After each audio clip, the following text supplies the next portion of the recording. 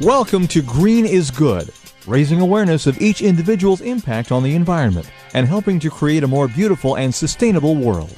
Now, here's John Shigarian, Chairman and CEO of Electronic Recyclers International, and Mike Brady. Welcome to Green is Good, and Mike, it's so great to see you. Another week has gone by. Yeah, I don't know where the time goes, John, but it is so good to see you again. And again, it's a chance for us all to get together, learn some really cool stuff, improve our lives, improve the health of our planet, maybe even save a little bit of money with our show called Green is Good. So what's on tap for today? Well, today we got two great shows. We're going to be talking about bikes. Okay. And about recycling aluminum. Recycling aluminum and bicycles. Bicycles and the importance of bicycling and the environment and the nexus between both, which it's so much bigger than you and I could have ever dreamed of. And then the simplicity and the magnitude, both, of recycling aluminum. And we have a representative from Alcoa on, which, I have in studio today. I'm holding up for you right now one of an iconic brand, the Reynolds Wrap. Yeah, that looks like, it looks like the typical Reynolds Wrap box that we all grew up with, because the left-hand side of it is blue with the Reynolds Wrap logo. Right. But to the right, I see it's in green. There's a nice little tree picture there, and it says 100% recycled aluminum. 100% of that. 100%. And so this is the first time I ever saw this while I was shopping the other day, and I said, hey, we have someone from Alcoa coming on, and why not just buy this and show this to my partner, Mike? Because, recycling aluminum is becoming part of our norm and part of our DNA. And now you take an iconic brand and you reinvent it, and there it is. That's amazing. It really is, because I think when I first started recycling cans, this was like back in the mid-'70s. I was living in Arizona, and all of our friends had recycled beer or pop cans, and that was it. Oh, and this guy and our guest today from Alcoa is going to blow us away with the statistics with regards to recycling aluminum and the importance to all of us to do that. All right. Yeah, but one of the things we always talk about is people and planet and profits here, the three great tenets of sustainability.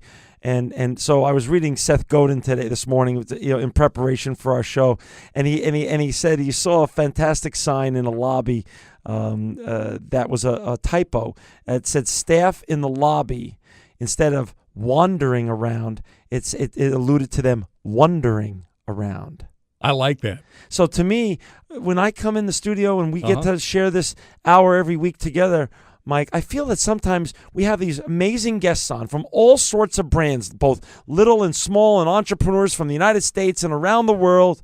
And truly, I find you and I are truly wandering around with our guests. That is so well put, because it just feels like, I told you, sometimes I feel just like a kid. I get all lit up about, it's kind of like those oh gee and oh wow moments, and we have a lot of those here on Green is Good every week. And the importance of wandering around is so great, because truly there are no pure answers, or there are no simple answers to the issues of sustainability that are out there. But just like there 20 years ago there was no Google, right? Today we don't have some of the simple answers to some of our greatest problems that we're facing with regards to water or to energy. But every day there are people out there, or great companies out there, both small entrepreneurs and inventors and great brands that are both working on these. And I believe the more that you and I continue to wander around, we can help people and inspire our listeners to being part of the solution instead of being part of the problem.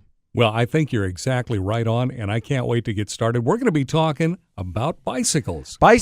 And, I remember my first bike, an old Schwinn with a banana seat. Oh, I got the big old ape hanger handlebars too. Yeah. So today we're going to take it, into modern times, and we have Eric Bjorling today from Trek Bikes on, and we're going to get him on the phone and get back to some more Green is Good.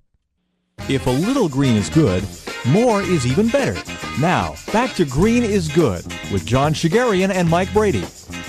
Welcome back to Green is Good, and today we have on the phone Eric Bjorling, the lifestyle marketing guy. What a great title. You know, Mike, we have all these great people with these cool titles. Yeah. And you and I are just like the co-host, of a radio show. Hey, Mike is a co-host and John's a co-host. Right. But we got the lifestyle marketing guy, Eric. Welcome to Green is Good, and thank you for coming on to tell us all about Trek Bikes. Sure thing. Thanks for having me, guys. Oh, listen, this is so wonderful, and bikes are so important to the whole sustainability movement and the green revolution.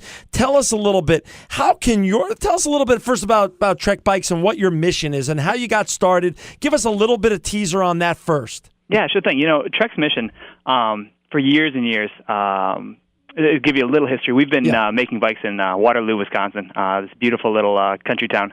And since about 1976, we started in hand building frames in this little red barn. So it's a little bit of a born in the USA deal here. Absolutely. Beautiful. We are full, and we still make bikes actually still in Waterloo. We've moved on beyond the barn. Our barn has gotten a lot bigger, but still here in Wisconsin making bikes.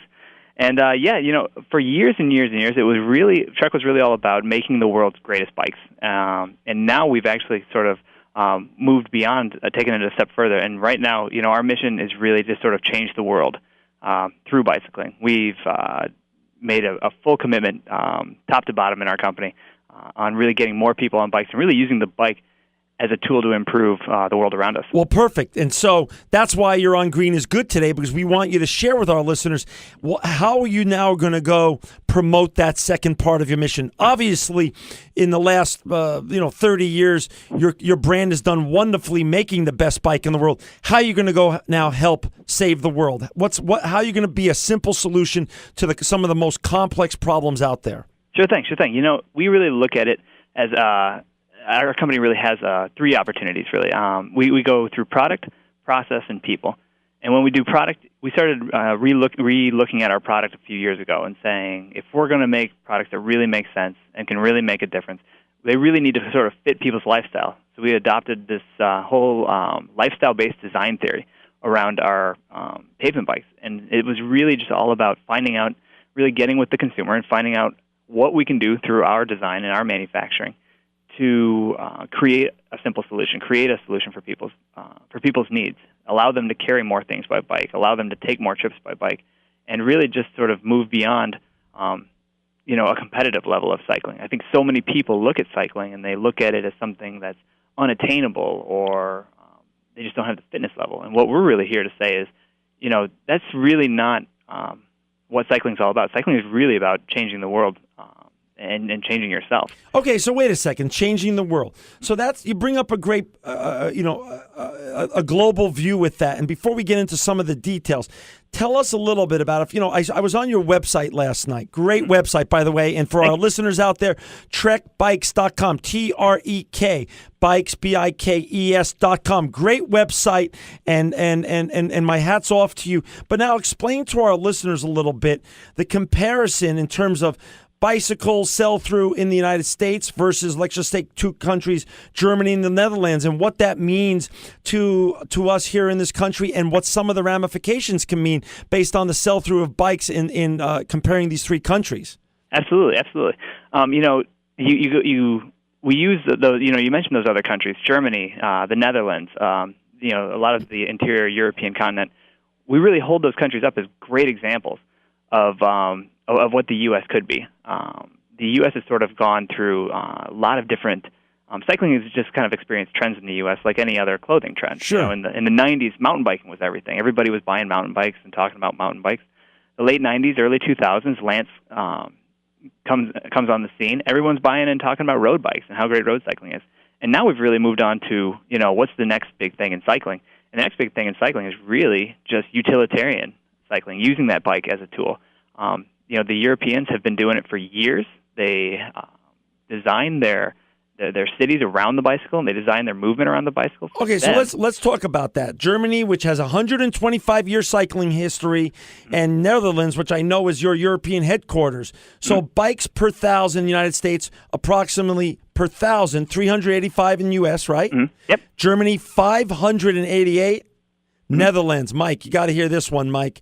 1,000 bikes per 1,000 people in the Netherlands. That's a 1-to-1. That's 1-to-1, baby. Absolutely. And, it's so amazing. If you ever have the opportunity to go there and you actually watch somebody in the Netherlands, actually watch a Dutch person use their bike, it's incredible. I mean, you got women in, high heels, skirts, totally couture, outfits, riding their bike. Who wouldn't watch? And it's not a big deal to them. They're not doing anything different. They're just doing it. Hey, and then percent of urban travel, accounting for it, when you start looking at the same three countries, United States, 1% of our urban travel is done by cycling. Germany, 12%.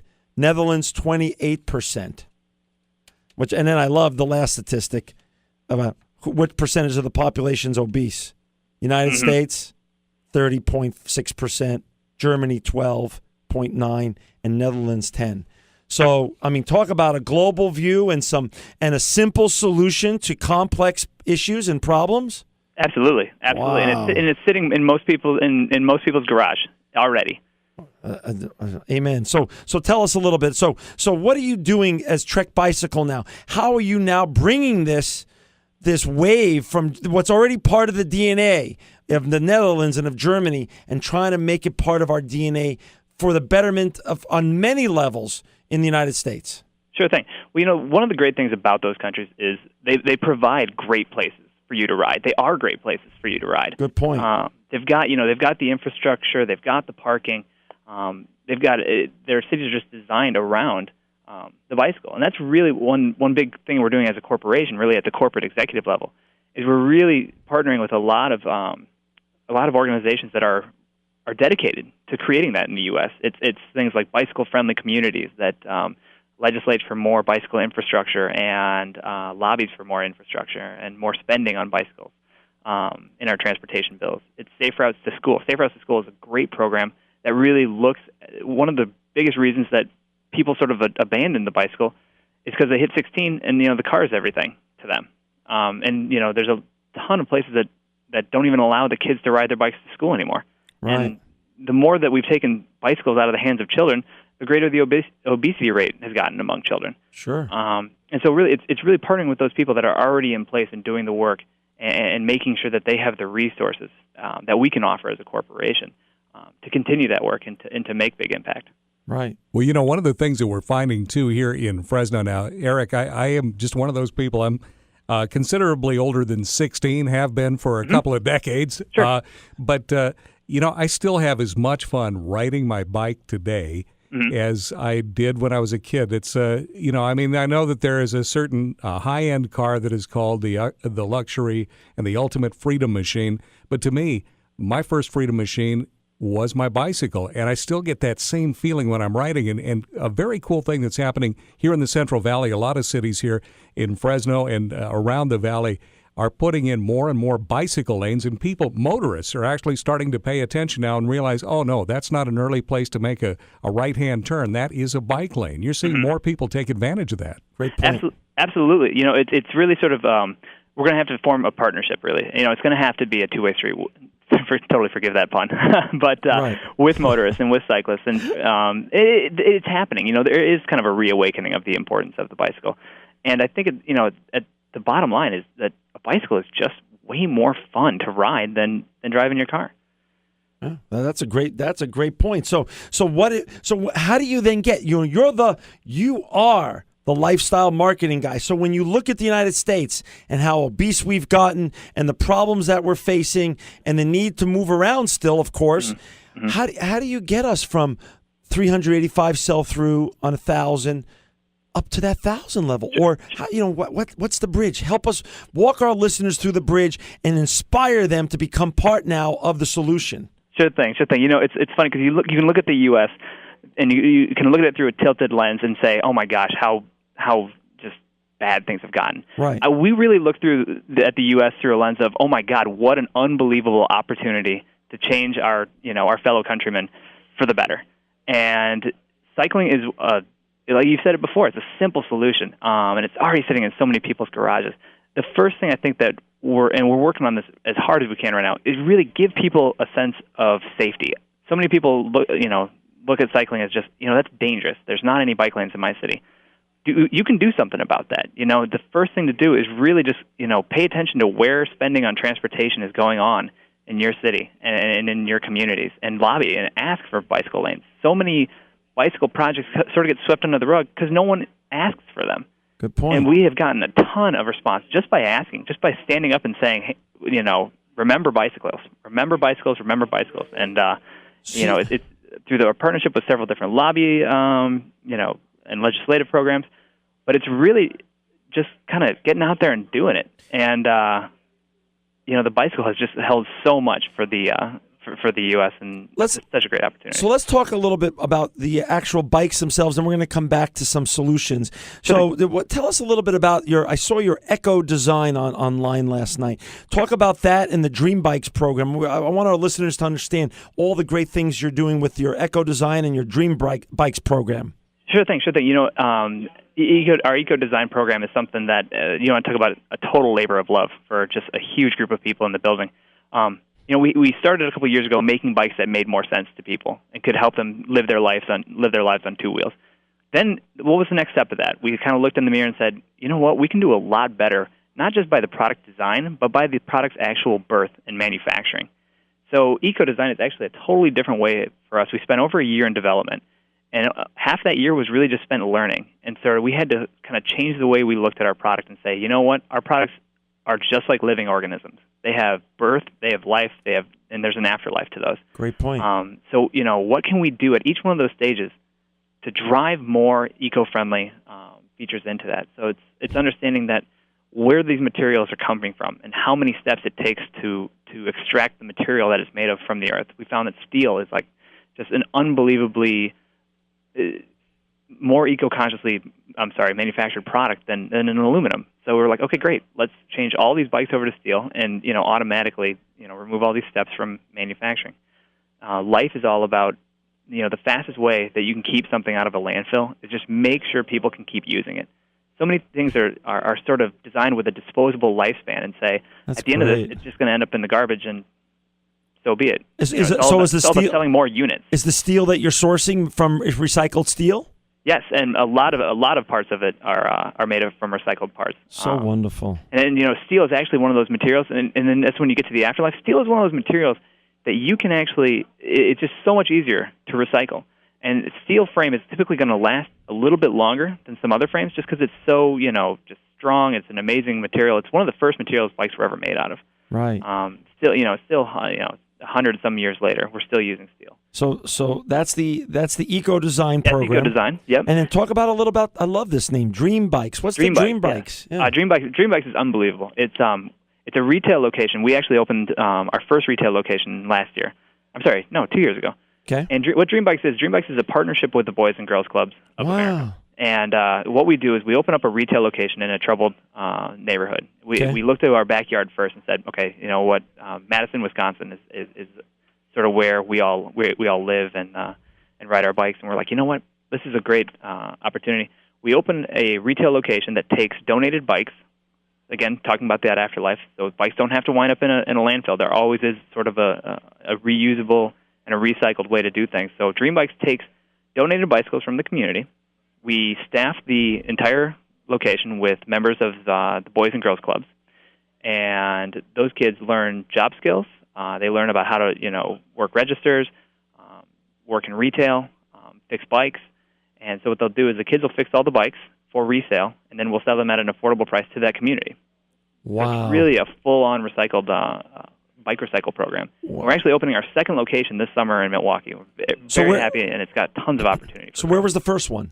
First one was in Madison. Okay. Now, Eric, when you resell these bikes, I'm assuming that, obviously they're safe. You've had the kids working on them, but they look like new bikes, don't they? Yes, absolutely. What the big idea is on that is give people access to quality bicycles. I think a lot of people see the bicycle, especially kids' bikes, as toys. To us, bikes aren't toys; they're tools. And that's really what it's all about. Make sure a lot of the time the people don't have access is because they're at an unattainable price point. This is a way that we can get safe, reliable, quality bicycles in the hands of people at affordable prices. And you know what I think is really cool about that too? Just you say you put the Dream Bikes program in troubled areas, and so you're thinking economically depressed areas, and people struggling to make the day by day. A lot of people getting by on hand-me-down clothes. How nice it is to get something that looks new and shiny, so that when the kids get the bikes, it's not just, well, here's somebody else's discard, and you're not quite good enough to get a new bike. Right, exactly. People are going to use that product, especially too if it's something. If it works like new and it feels like new and it looks like new, they're going to use it, and that's what we really want people using. That is so great. So, how many of these dream bikes are you going to build? Yeah, well, we have one right now that's operational. Right. Number 2 is going into Milwaukee this summer. Right. And then plans for expansion. We're looking at several of different retail locations, and hopefully we'll have. There is a 5-year plan to have at least a few more in the next few years. Okay, great. So now let's go back to what you said, though. So you said a lot of people have the solution waiting for them in their garage, but how about our listeners that are listening to you today, Eric, and say, I want one of those. So how do they access one of your great Trek bikes? Sure thing. We actually sell our bikes through an independent dealer network. All of our bikes are sold through independently owned shops throughout the world. Great. We've got about 2,500 retail locations nationwide that carry our bikes, and you can find all those on trekbikes.com. But perfect. Almost guaranteed, we've got a Trek bike in your area. That's so great. So now let's talk about DNA. Not only do you, Eric, talk a great talk, but I believe, after studying about your company and why Mike and I invited you on the show today, is your company's DNA really walks a great walk. Take us through a little bit about some of the inspirational and revolutionary concepts that your company's letting your employees avail themselves of, such as bike commuting. Talk about some of the programs that you have inside your company that show your green DNA. Oh, sure thing. A couple years ago, we actually kicked all non-carpoolers out of the lower parking lot. We've got 2 lower parking lots, and we are a little bit in the countryside, so there is a little bit of an opportunity to drive. We do have great roads to cycle, but we kicked everybody that wasn't a carpooler just straight up out of the lower lot. So now and I tell you what, we're still in Wisconsin, and it's still January, and it can be 20 degrees below zero, and if you didn't carpool that day, you got a long walk. Wow. So, it's one of those things, and it's so funny because you'll sit there and you'll carpool, or you'll carpool as much as you can, and then a day will happen where it just doesn't work out, and then you're sitting there and you realize exactly how important it is. I mean, just because it's just a short trip into the office. Right. We actually, we reward people for carpooling through product discounts, and we have a great cafeteria here, so you can actually get breakfast if you ride your bike on into the office. You're definitely encouraged to ride your bike as much as possible. But can you clean up? Can you clean up? Oh yeah, we have all the infrastructure. We've got unbelievable facilities as far as we've got showers, lockers, indoor bike parking. In our HR department, I have to give them all the credit in the world. It's really their efforts in committing to healthy employees. We know healthy employees drive healthy. So bike commuting is just on those 2 elements, you're encouraging bike commuting and carpooling at the same time. Absolutely. Yep. And then also I was blown away with your application of renewable electric power. Talk about that a little bit. Yes, last year we actually became the first Wisconsin manufacturer to change completely to renewable energy. Completely, and that's all 3 of our Wisconsin facilities are on all renewable energy, and we now get our power from some wind turbines that are actually right outside of La Crosse, Wisconsin. So but talk about what so the listeners hear the wow numbers. What's the net savings by doing that?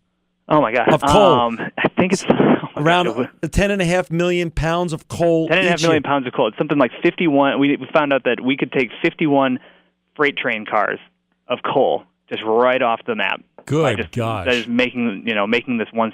Basically, just what you can do is call your power company and just say, I want to be on renewable energy. Hey, Eric, so that's just amazing. The green DNA at your company is amazing. So we're down to the last couple of minutes here. Can you just give a little glimpse and visibility to our listeners of the future of Trek Bikes and the future of bicycling here in America? Where is it going, and what is it going to be? Sure thing. Bicycles we are at the tipping point of cycling in America, and really the impact that it's going to create. Trek is dedicated really to creating safe places for all people to ride, and then creating real solutions. One thing that we introduced this year was electric bikes. Electric bikes worldwide are a complete revolution. They're huge in Europe, they're huge in Asia, and they're going to be huge in the U.S. Wow. What these bikes represent is a total breakdown of any barrier anybody can have to cycling. I'm not fit enough, or it's too far, or I've got too much to carry. All you have to do, electric assist, it's just the answer.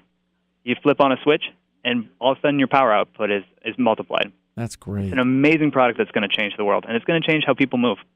Unbelievable. Eric, I just want to tell you, Mike and I are sitting here, and we're just so impressed of the green DNA and all of the vision and all of the inspirational things that Trek Bikes is doing to make our world a better place. I hope our listeners were similarly inspired, and I hope all of our listeners who want to get themselves onto a Trek bike, go to your great website, trekbikes.com. And Eric, I just want you to know that you are living proof that green is good. Thanks a lot, guys.